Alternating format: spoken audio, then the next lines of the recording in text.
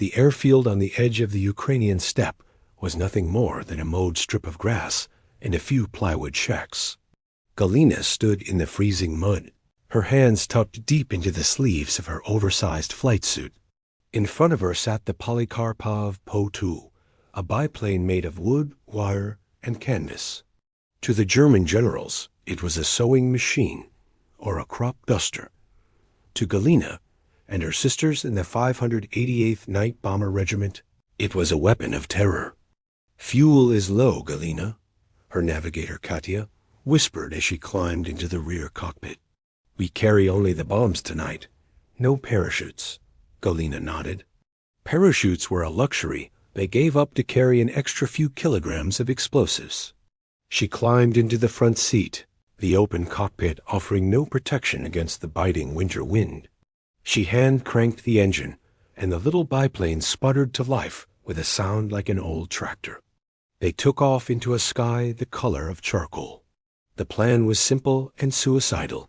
Fly low, fly slow, and hit the German supply depot behind the front lines. As they approached the target, Galina did the one thing that earned them their nickname. She reached up and cut the engine. The sudden silence was deafening.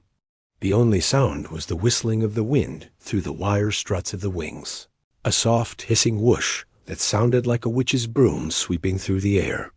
In total darkness, they glided over the German camp.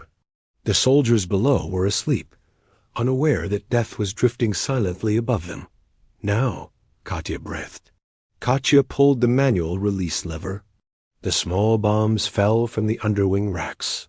Seconds later, the ground below erupted in a spectacular chain of orange fire.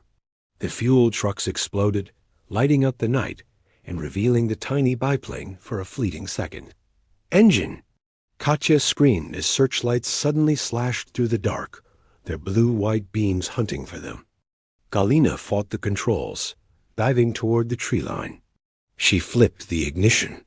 The engine coughed, choked on the cold air, and then roared back to life just as a line of tracer fire stitched a row of holes through their canvas wing. "They're on us!" Katya yelled, looking back at the flak bursts blooming like deadly black flowers in the sky. Galina flew with a desperate, instinctive skill. She stayed so low that the wheels of the plane brushed the tops of the sunflowers in the fields. The light, wooden plane was too slow for the German fighters to easily target, and too low for the heavy guns to hit. She twisted and turned through the shadows of the valley until the searchlights faded into the distance. When they finally buzzed back over their own lines and bounced to a stop on the grass strip, the sun was just beginning to touch the horizon. Galina climbed out, her face coated in a thin layer of frost and engine oil. Her legs were shaking so hard she had to lean against the wooden wing. A mechanic ran up to them, looking at the tattered canvas of their plane. 22 holes, he muttered, shaking his head. "How are you still flying?" Galina looked at the rising sun, then back at the little wooden plane that shouldn't have survived the night. She didn't have a hero's speech. She just rubbed her frozen hands together. "Because the night belongs to us," she said quietly.